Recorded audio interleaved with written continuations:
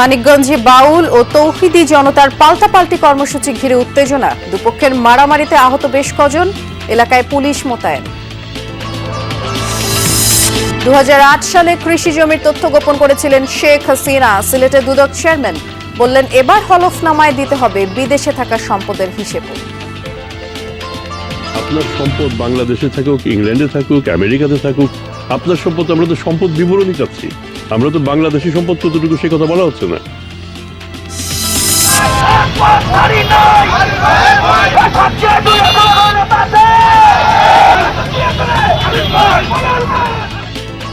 বিএনপির প্রার্থী পরিবর্তনের দাবিতে আজও কয়েক জেলায় মনোনয়ন বঞ্চিত নেতার কর্মী সমর্থকদের বিক্ষোভ, শোডাউন, সিদ্ধান্ত পুনর্বিবেচনার দাবি।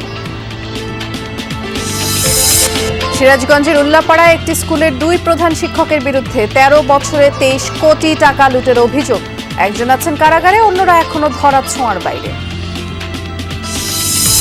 ব্রাহ্মণবাড়িয়ার তিতাস নদী কেবল একটি স্মৃতির নাম, দখল দূষণে নাভিশ্বাস, ভরা মৌসুমেও মাছ পান না জেলেরা। নদীর পানিতে তো কদিন করে আমি গোসল করুন যেত, এই যে ময়লা পানিতে যাই আর পলিটিন তুলে যদি যাই। আমার বয়সজন 16 ছিল, তখন তো মাছ, প্রচুর মাছ ছিল, যে মধ্যে আমরা জাল পাইছি এর মধ্যে মাছ পাইছি।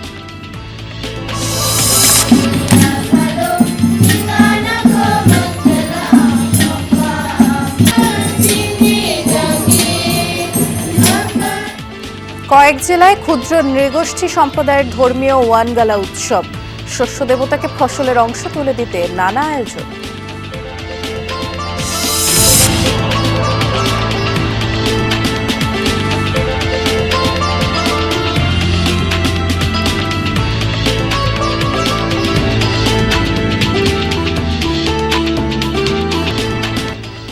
শুভেচ্ছা, আমন্ত্রণ। বিরতিহীন সংবাদ সারা দেশে নুসরাত বৃষ্টি আপনাদের সাথে আছি। শিরোনামগুলো শুনছিলেন। বাউল শিল্পী আবুল সরকারকে নিয়ে পাল্টাপাল্টি অবস্থান সৃষ্টি হয়েছে আলেম সমাজ ও বাউল সম্প্রদায়ের মধ্যে। মানিকগঞ্জে ধর্মীয় অনুভূতিতে আঘাতের অভিযোগে শাস্তির দাবিতে আলেমদের বিক্ষোভ, অন্যদিকে মুক্তির দাবিতে মানববন্ধন কর্মসূচি দেয় বাউলরা। পাল্টাপাল্টি কর্মসূচি ঘিরে হামলায় 2 পক্ষের অন্তত 5 জন আহত হয়েছে। পরে পুলিশ পরিস্থিতি নিয়ন্ত্রণে আনে, পণ্ড হয়ে যায় বাউলদের কর্মসূচি। বাউল শিল্পী আবুল সরকারের একটি বক্তব্যকে ইসলাম অবমাননা দাবি করে উত্তপ্ত হয়ে ওঠে তৌহিদি জনতার ব্যানারে আলেম সমাজ। সকালে শহরে বিক্ষোভ সমাবেশ করে শাস্তির দাবি জানায় তারা। মুক্তিযুদ্ধ স্মৃতিফলকের সামনে বিক্ষোভ সমাবেশ চলাকালে কয়েকজন আবুল সমর্থকদের দেখতে পেয়ে ধাওয়া করে আন্দোলনকারীরা। এ সময় পুকুরে লাফিয়ে আত্মরক্ষা করে কয়েকজন। হামলা পাল্টা হামলায় আহত হন 2 পক্ষের অন্তত 5 জন। পরে পুলিশ এসে পরিস্থিতি নিয়ন্ত্রণে আনে, আহতদের উদ্ধার করে হাসপাতালে নেওয়া হয়। কয়েকজন বাউল শিল্পী চা খাচ্ছিল বা এই ধরনের একটা ঘটনা, তো এখান থেকে ওদেরকে দেখতে পেয়ে তৌহিদি জনতার যে প্রোগ্রামটা হচ্ছিল এখান থেকে একটি অংশ ওদেরকে দেখতে পেয়ে এখান থেকে ধাওয়া করে এবং ওইখানে গিয়ে তাদের উপরে চড়াও হয়। আমরা পুলিশ বিজয়মেলা মাঠের পাশেই ছিলাম, আমরা কাছাকাছি ছিলাম, আমরা যত দ্রুত সম্ভব পরিস্থিতি আমাদের নিয়ন্ত্রণে এনেছি। উত্তেজনাকর পরিস্থিতি তৈরির পর পণ্ড হয়ে যায় বাউলদের পূর্ব নির্ধারিত মানববন্ধন কর্মসূচি। প্রশাসনের অনুরোধে তারা এলাকা ছাড়েন। অন্যদিকে আবুল সরকারের শাস্তির দাবিতে জেলা প্রশাসকের কাছে স্মারকলিপি দেয় আলেম সমাজ। আমরা স্মারকলিপি দিয়েছি, আমরা আমাদের দাবির কথা জানিয়েছি, আমাদের ভাইয়েরা আহত হয়েছে সে কথাও জানিয়েছি। উনি বলেছেন উনি যথাযথ ব্যবস্থা নেবেন ইনশাআল্লাহ। সম্প্রতি মানিকগঞ্জের ঘিউরে এক পালাগানের আসরে ইসলামকে নিয়ে কটূক্তির অভিযোগে গ্রেপ্তার হন বাউল সমিতির সভাপতি আবুল সরকার। বর্তমানে তিনি কারাগারে রয়েছেন। বিএম খোরশেদ, যমুনা নিউজ, মানিকগঞ্জ। সিলেটে দুদকের গণশুনানিতে উঠে এসেছে সরকারি বিভিন্ন দপ্তরের নানা অনিয়মের তথ্য। তবে দেশের অন্যান্য স্থান থেকে সিলেটে দুর্নীতি কম বলেই জানান দুদক কর্মকর্তারা। এছাড়া একই দিনে উদ্বোধন করা হয় সংস্থাটির বিভাগীয় কার্যালয়ের নির্মাণ কাজ। সকালে সিলেটে পৌঁছে নগরীর কুচাই এলাকায় দুদকের বিভাগীয় কার্যালয়ের নির্মাণ কাজের ভিত্তিপ্রস্তর স্থাপন করেন সংস্থাটির চেয়ারম্যান ডক্টর মোহাম্মদ আব্দুল মোমেন। এ সময় উপস্থিত ছিলেন দুদকের ঊর্ধ্বতন কর্মকর্তারা। এ সময় সাংবাদিকদের সাথে কথা বলেন দুদক চেয়ারম্যান। বলেন, নির্বাচনে প্রার্থীদের দেশের পাশাপাশি বিদেশে থাকা সম্পদেরও বিবরণ দিতে হবে, তা না হলে অন্যায় হবে। পাশাপাশি ক্ষমতাচ্যুত প্রধানমন্ত্রী শেখ হাসিনার কৃষি সম্পদ গোপনের বিষয়টিও তুলে ধরেন তিনি। 2008 সালের নির্বাচনে আমাদের সাবেক প্রধানমন্ত্রী যিনি দেশ ছেড়ে পালিয়ে গেছেন, তিনি যে সম্পদ বিবরণী দাখিল করেন, তাতে শুধু একটা উদাহরণ দেই, তাতে কৃষি সম্পত্তির পরিমাণ তিনি সেখানে দেখিয়েছেন 5.21 একর। আর আমরা যখন অনুসন্ধান করতে যাই আমরা পেয়ে যাই 29 একর। তাহলে আপনার কি দাঁড়ায়? তাহলে আপনার শুরুতেই তো আপনার সেই নমিনেশনটা বাতিল হওয়ার কথা ছিল, কিন্তু সেই নমিনেশনটা বাতিল হয় নাই। পরে কবি নজরুল অডিটোরিয়ামে গণশুনানিতে অংশ নেন দুদক চেয়ারম্যান। সরকারি বিভিন্ন দপ্তরের ভোগান্তির অভিযোগ তুলে ধরেন ভুক্তভোগীরা। সবচেয়ে বেশি অভিযোগ উঠে ভূমি অফিস, বিআরটিএ, উসমানী হাসপাতাল ও পাসপোর্ট অফিসের বিরুদ্ধে। এসব বিষয়ে দ্রুত ব্যবস্থা নেওয়ার নির্দেশ দেন দুদক কর্মকর্তারা। প্রথমে যাওয়ার পরেই ফাইলের কাগজগুলা দেখার পরে কর্নারে একটা সাইন আছে, সব সিলেটবাসী যারা পাসপোর্ট পাচ্ছে তারা অবৈধ আছে। এই সিগন্যাল যার পাবে রিসিভ হবে ফাইল, যার পাবে না এইটা আনেন সেইটা আনেন। টাকা দেওয়ার পরে এলাও হয়ে গেল। এটা কি করা যায়? অনলাইনে তো পারতেছি না সাবমিট করতে, বলতে 2500 টাকা দিবা। আমি বলছি 2500 টাকা কেন, অতিরিক্ত জুলুম করো। দুদক চেয়ারম্যান বলেন, সরকারি দপ্তরের বিরুদ্ধে দুর্নীতির অভিযোগ হতাশাজনক, তবে অন্যান্য অঞ্চলের চেয়ে সিলেটে অভিযোগ কম পাওয়া গেছে বলেও মন্তব্য করেন তিনি। আমরা আজকে যে অভিযোগগুলি নিয়েছি তার একটা উল্লেখযোগ্য অংশ এখানেই নিষ্পত্তি হয়েছে, এবং একটা দুইটা ক্ষেত্রে এমনও হয়েছে যে অভিযোগ আসার সাথে সাথেই যারা সেবাদাতা তারা সেটা নিষ্পত্তি করে ফেলেছেন। যেসব ক্ষেত্রে উচ্চ আদালতে মামলা আছে সেগুলি আমাদের পক্ষে নিষ্পত্তি করা সম্ভব হয়নি। আর কিছু কিছু ক্ষেত্রে আমরা নিজের অভিযোগগুলি আমরা দিয়ে দিয়েছি, আমরা এটা অনুসন্ধান করব, তদন্ত করব এবং ব্যবস্থা গ্রহণ করব। নাবিল হোসেন, যমুনা নিউজ, সিলেট। সাতক্ষীরা 2 আসনে বিএনপির প্রার্থী পরিবর্তনের দাবিতে লাগাতার কর্মসূচি পালন করছেন মনোনয়ন বঞ্চিত নেতার কর্মী সমর্থকরা। সকালে সদরের বিনেরপোতা এলাকা থেকে বের করা হয় মোটরসাইকেল শোডাউন। শহরের খুলনা রোড মোড়ে গিয়ে এটি শেষ হয়, আর সেখানে সড়ক অবরোধ করে বিক্ষোভ করেন আব্দুল আলিমের অনুসারীরা। এ সময় তারা বলেন, আসনটিতে মনোনয়ন দেওয়া হয়েছে বিএনপির বহিষ্কৃত নেতা আব্দুর রউফকে। এই সিদ্ধান্ত পুনর্বিবেচনার দাবি তারা জানান। আব্দুল আলিমকে ধানের শীষ প্রতীক না দেওয়া পর্যন্ত আন্দোলন চালিয়ে যাওয়ার ঘোষণাও তারা দেন। আধ ঘন্টা অবরোধের পর সড়ক থেকে সরে যান বিক্ষোভকারীরা।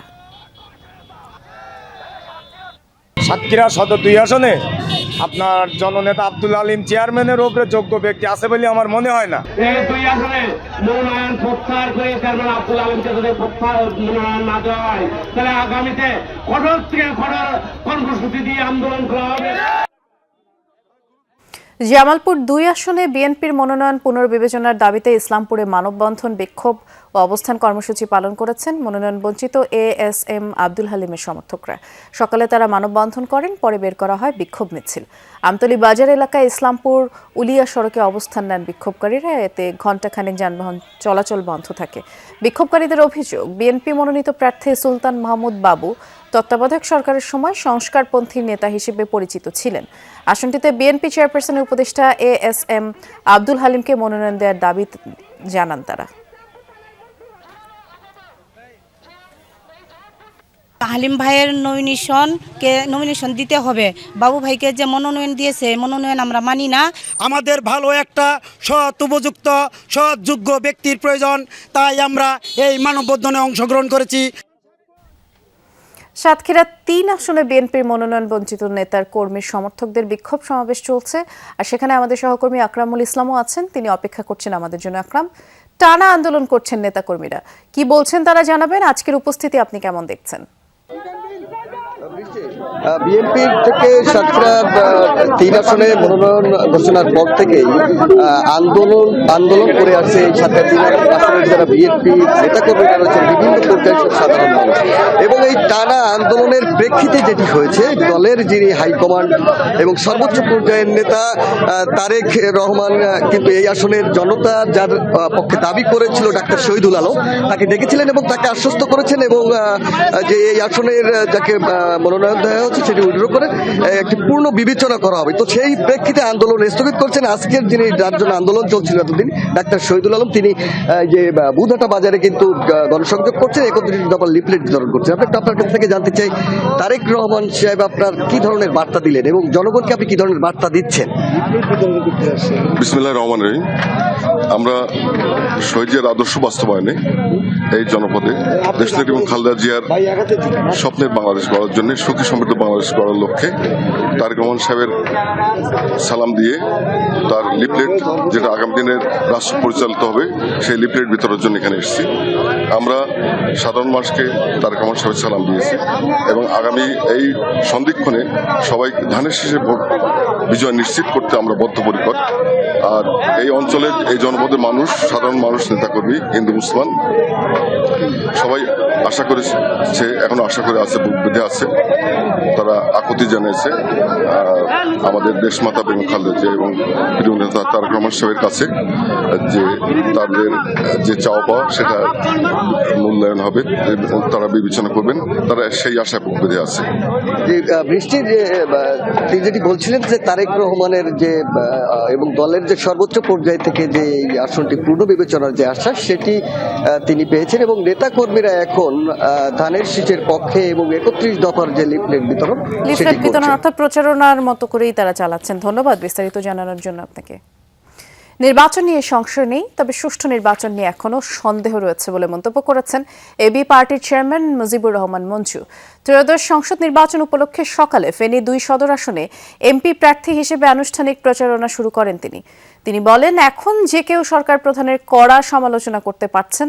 ডক্টর ইউনূসকে মিথ্যাবাদী প্রতারক বললেও আইনশৃঙ্খলা বাহিনী কাউকেই গ্রেফতার করছে না, এটিও একটি পরিবর্তন, যা কিছুদিন আগেও সম্ভব ছিল না। সুযোগ থাকার পরও বিএনপির সাথে এবি পার্টি জোটে যায়নি, কারণ দলটির অনেক নেতা এত বছর সংগ্রাম করেছেন, নির্যাতিত হয়েছেন, তাদের দলে নমিনেশন পাওয়ার অধিকার আছে।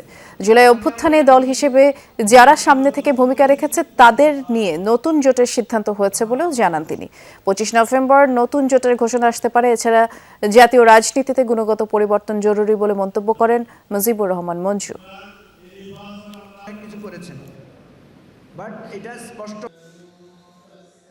আমরা যে জোটটা করতে চাচ্ছি তারা হলো জুলাই গণ অভ্যুত্থানে আমরা যারা সক্রিয়ভাবে দলীয়ভাবে অংশগ্রহণ করেছি এবং যে অভ্যুত্থানের স্পিরিটটা যারা ধারণ করতে চায়, এটাকে কেন্দ্র করে আমাদের জোটটা আমরা ডাক দিচ্ছি।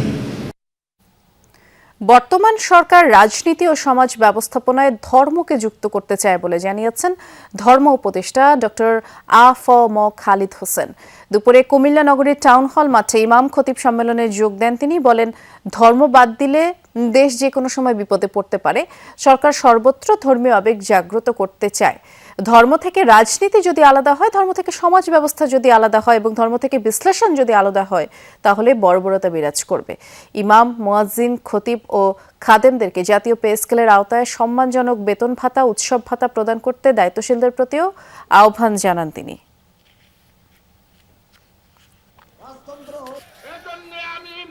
আমরা রাজনীতিতে, সমাজ ব্যবস্থাপনায় ধর্মকে যুক্ত করতে চাই। আমাদের রাজনীতি, আমাদের সমাজ, আমাদের কূটনীতি, আমাদের অ্যাডমিনিস্ট্রেশন, সব জায়গায় আমরা একটা ধর্মীয় আবেগ, ধর্মীয় ভাবমূর্তিকে আমরা জাগ্রত করতে চাই। নারায়ণগঞ্জের ফতুল্লায় পঞ্চবটি মুক্তারপুর উড়াল সড়কের কাজ করার সময় তিতাসের সরবরাহ লাইন ফেটে যাওয়ায় আশপাশের এলাকায় গ্যাস সরবরাহ ব্যাহত হচ্ছে। শনিবার বিকেলে উড়াল সড়কের জন্য গাঁথুনি করতে গেলে বিসিক শাসনগাঁও এলাকায় পাইপলাইনটি ফেটে যায়। Titas gas transmission and distribution কোম্পানির নারায়ণগঞ্জ আঞ্চলিক বিপণন বিভাগের উপমহাব্যবস্থাপক মামুনুর রশিদ জানিয়েছেন, 12 ইঞ্চির পাইপলাইন ফেটে গেছে। মাটি কেটে গতকাল থেকেই চলছে মেরামত কাজ, আর এজন্য গ্যাস সরবরাহ বন্ধ রাখা হয়েছে। আজ সকাল থেকে স্বল্প পরিমাণের গ্যাস সরবরাহ করা হয়। বিকেলে মেরামত কাজ শুরু হলে আবারও সরবরাহ বন্ধ করে দেয়া হবে বলে জানান তিতাস গ্যাস কর্তৃপক্ষ। এদিকে বাসাবাড়িতে গ্যাস না থাকায় চরম ভোগান্তিতে স্থানীয়রা। রান্না করতে না পারায় হোটেল রেস্তোরাঁ থেকে খাবার কিনে খাচ্ছেন তারা। ব্যাহত হচ্ছে শিল্প কারখানার উৎপাদনও।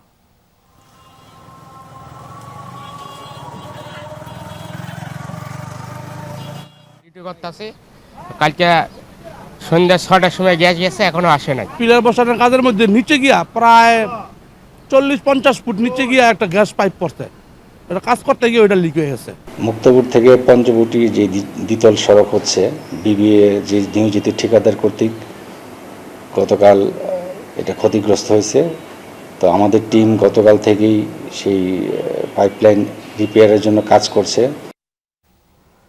এ ব্যাপারে আরো তথ্য জানবো। নারায়ণগঞ্জে যাচ্ছি, আমাদের সহকর্মী আমির হোসেন স্মিথ অপেক্ষা করছেন। স্মিথ, এই গ্যাস সরবরাহ স্বাভাবিক হতে কত সময় লাগতে পারে? কর্মকর্তাদের সাথে কথা হয়েছে কি?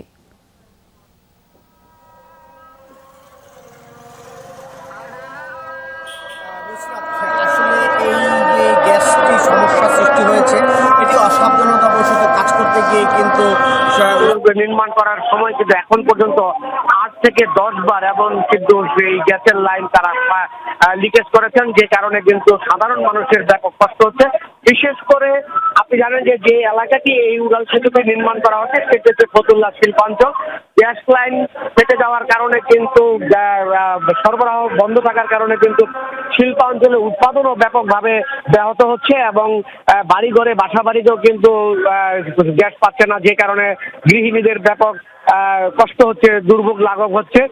এবং কর্তৃপক্ষের সাথে আমরা কথা বলেছি, তারা বলছেন যে এটি আসলে 12 ইঞ্চি ব্যাসার্ধের পাইপলাইন হওয়ার কারণে কিন্তু এখান দিয়ে গ্যাসটি আসলে 12 ইঞ্চি ব্যাসার্ধের পাইপলাইন হওয়ার কারণে কিন্তু এখান দিয়ে গ্যাসটি খুব দ্রুত বেরিয়ে যাচ্ছিল, যে কারণে কিন্তু এটি মেরামত করার জন্য তারা কাজ শুরু করেছে। তবে আজ রাত 8টা থেকে 9টার মধ্যে পুরো কাজটি সম্পূর্ণ করে তারা আবারও গ্যাস লাইন সংযোগ দিতে পারবেন বলে আমাদেরকে জানিয়েছেন।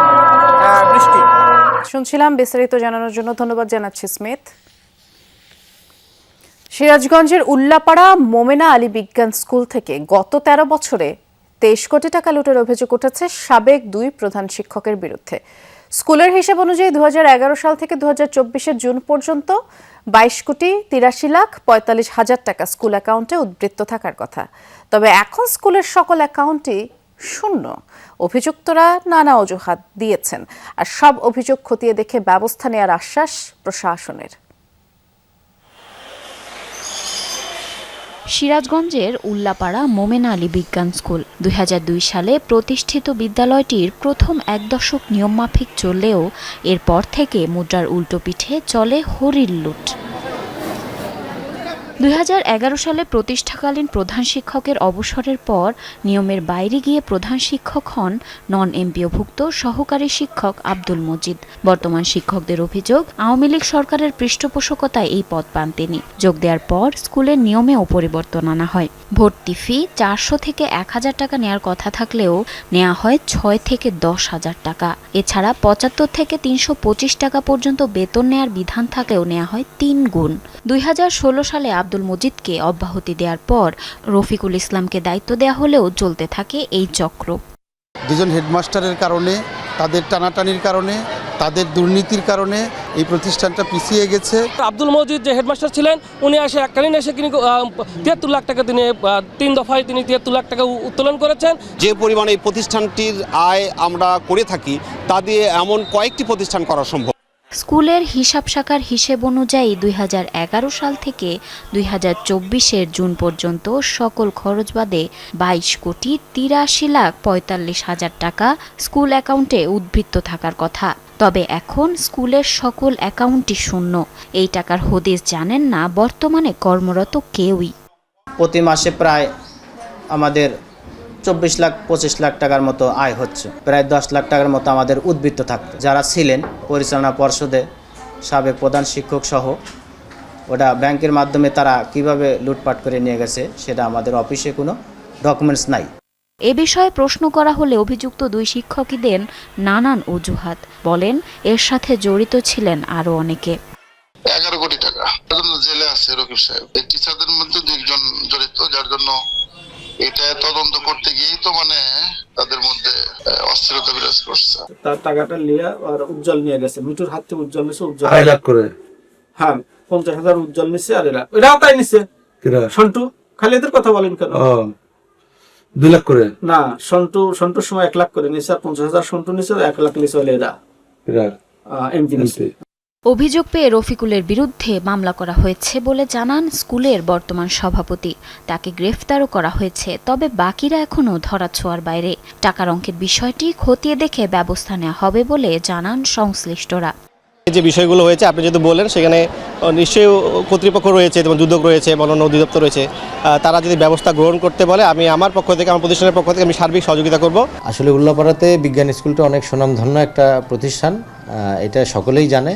তো যেহেতু এরকম একটা অভিযোগ আপনি বলছেন, আমার কাছে অভিযোগ আসলে আমি প্রয়োজনীয় ব্যবস্থা গ্রহণ করব। বর্তমানে উল্লাপাড়া মোমেন আলী বিজ্ঞান স্কুলে 1971 জন শিক্ষার্থী রয়েছে। জারিন অর্নি, যমুনা নিউজ। পিরোজপুরে স্থানীয়দের পিটুনিতে ডাকাত দলের এক সদস্য নিহত হয়েছে। এ সময় আহত অবস্থায় আরও একজনকে আটক করা হয়। ভোরে সদর উপজেলার পশ্চিম দুর্গাপুর গ্রামে এই ঘটনা ঘটে।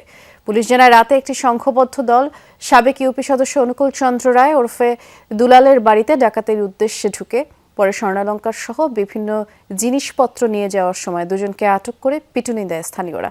খবর পেয়ে ঘটনাস্থলে গিয়ে তাদের উদ্ধার করে পুলিশ। হাসপাতালে নেয়ার পর একজনকে মৃত ঘোষণা করেন চিকিৎসক।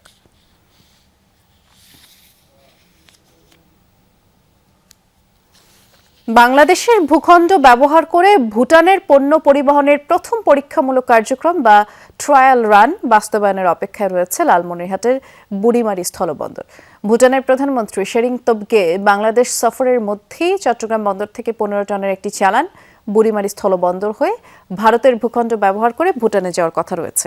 আর বুড়িমারি স্থলবন্দরের শুল্ক কমিশনের সহকারী কমিশনার দেলোয়ার হোসেন জানিয়েছেন, চট্টগ্রাম বন্দর থেকে চালানটি যথাসময়ে খালাস হলে আগামী 2 দিনের মধ্যে তা বুড়িমারি স্থলবন্দরে পৌঁছাতে পারে। আর সেক্ষেত্রে প্রয়োজনীয় আনুষ্ঠানিকতা শেষে দ্রুতই তা ভুটানে পাঠানোর ব্যবস্থা করবে স্থলবন্দর কর্তৃপক্ষ। প্রথম ট্রায়াল রানের জন্য থাইল্যান্ড থেকে আমদানিকৃত পণ্যের 15 টনের একটি চালান চট্টগ্রাম বন্দরের উদ্দেশ্যে লোড করা হয়েছে। একসময় দেশীয় মাছে ভরপুর ছিল ব্রাহ্মণবাড়িয়ার তিতাস নদী, তবে এখন জেলেদের জালে হাহাকার। দখল, দূষণ আর নিষিদ্ধ জালের ব্যবহারে হারিয়ে যেতে বসেছে অসংখ্য প্রজাতির মাছ। প্রতিবেশী দেশ থেকেও বয়ে আসছে দূষিত পানি। নদীর উপর নির্ভরশীল মানুষগুলোর দুর্দশা দেখার যেন কেউ নেই। কুলজোড়া জল, বুক ভরা ঢেউ, প্রাণ ভরা উচ্ছ্বাস, স্বপ্নের ছন্দে বহমান এক নদী। অমর কথাশিল্পী অদ্বৈত মল্লবর্মণের লেখনীতে ছিল তিতাসের এমন রূপ। ছিল জেলেদের জীবনযুদ্ধ, তবে তিতাসের সেই ভরা যৌবন এখন অতীত। মালোপাড়ার জেলেরাও স্বস্তিতে নেই। দেশের দক্ষিণ পূর্বাংশে বহমান তিতাসের উৎপত্তি মেঘনা নদী থেকে। ব্রাহ্মণবাড়িয়ার বেশিরভাগ উপজেলা এই নদীর সাথে সংযুক্ত। এই অঞ্চলের জেলেদের সাথে তিতাসের সখ্যতা বহুকালের। একসময় দেশি মাছে ভরপুর ছিল মিঠা পানির এই নদী, তবে এখন ভরা মৌসুমেও নদীতে দেশীয় মাছের আকাল দেখা দিয়েছে। বাপদাদার পেশা ছাড়তে বাধ্য হচ্ছেন কেউ কেউ। এই মাছই ধরা পড়ে না, জবর নাই। আপনার তাছাড়া সর ফিরে গেছে, সব কিছু ধ্বংস হয়ে গেছে তিতাস নদী, যেটা আমরা বাপদাদার ঐতিহ্য জিনিস। এরপরও তার কাছে গিয়ে আমরা গিয়ে সেরা এটা জিনিস আমরা গিয়ে হারাতাম পারি না। আগে আপনার সব জাতের মাছ আছে নদীর পানিতে, তো আর কদিন পর আমরা গোসলই করুন যেত না। এই যে ময়লা পানিটা যাই আর পলিটিং এগুলি যাই কুলে কাটছাই। ভারতের ত্রিপুরা রাজ্যের আগরতলা থেকে ব্রাহ্মণবাড়িয়ার আখাউড়ার কালন্দি খাল দিয়ে তিতাস নদীতে মিশে যাচ্ছে আবর্জনাযুক্ত কালো পানি। দখল, দূষণ, কলকারখানা আর বাসাবাড়ির বর্জ্যও গিয়ে পড়ছে নদীতে। দূষিত পানিতে মারা যাচ্ছে রেণুপোনা। তার উপর নিষিদ্ধ জাল আর ইলেকট্রিক শক দিয়ে মাছ ধরছে কিছু অসাধু জেলে। আমার বর্জন 16 ছিল, তখন তো মাছ প্রচুর মাছ ছিল। যে মধ্যে আমরা জাল পাইছি এর মধ্যে মাছ পাইছি। সন্ধ্যাবেলা যাই, আমরা রাতে সকালবেলা আইলে মনে হয় 600-700 টাকা 2700 টাকা হাজার একটা পাওয়া যায়। বিভিন্ন জাতের মাছ, গুড়াগাড়া মাছ পাইতাম। ওখানে এইগুলি মাছ আপনার ওই শর্ট বাড়িয়া, তারপরে লিং জাল বাড়িয়া, এইগুলি মাছ আর মারুন যায় না। তিতাসে ভেসে বেড়ানো প্রায় 60 প্রজাতির মাছ এখন বিলুপ্তির পথে।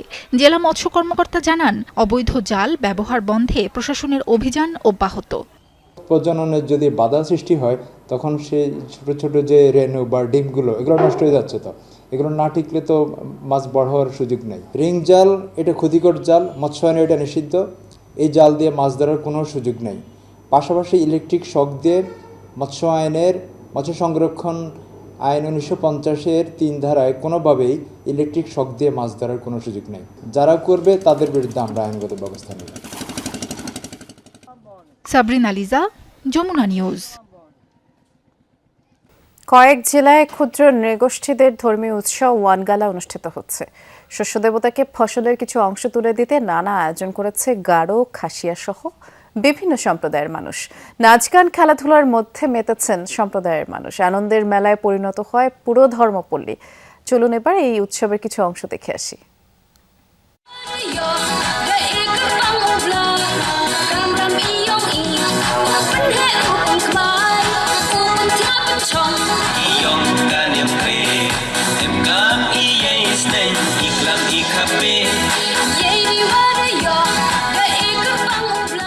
যদি এভাবে আমাদের সংস্কৃতিকে তুলে ধরা হয় নাচ গানের মাধ্যমে, যদি বলেন খেলাধুলার মাধ্যমে, আশা করি অনেকেই নিজের সংস্কৃতির বিষয়ে জানবে। আমাদের এই আয়োজনটা প্রতি বছর আমরা করে থাকি, যে তরুণদেরকে আমরা উদ্বুদ্ধ করি এতে।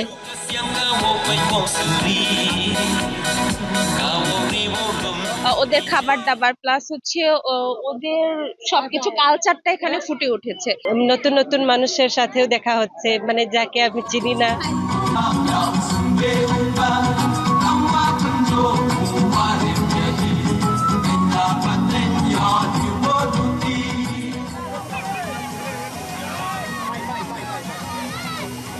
আমাদের খাসিয়াদের যে ঐতিহ্যবাহী যে খেলাধুলা আছে, এইসব খেলাধুলার প্রদর্শন হয় এখানে।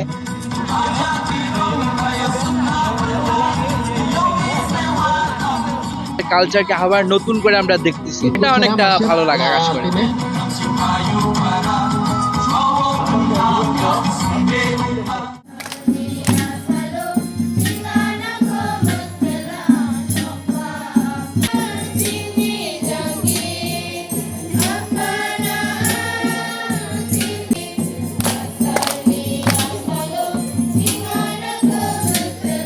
অনেক আনন্দপূর্ণভাবে, অনেক জাঁকজমকভাবে এই উৎসব পালন করে থাকি।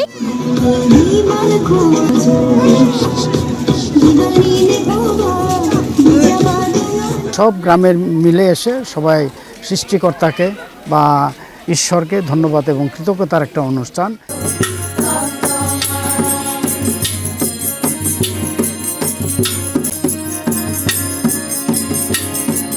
গারো কৃষ্টি কালচার অন্যান্য ধর্মাবলম্বীদের কাছে তুলে ধরার চেষ্টা করি। আমরা সবাই মিলেমিশে বাস করি।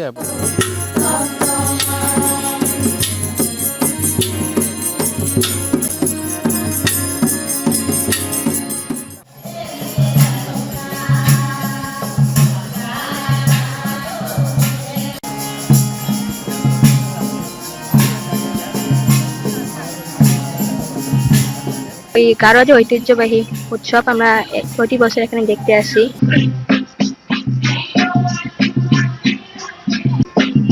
জমি ফসলের সাথে সাথে আমাদের জীবনেও যেন পবিত্র আত্মার যে দানগুলো, যে ভালো ভালো গুণগুলো, মূল্যবোধগুলো আছে, সেই ফসলও যেন আমরা ফলাতে পারি।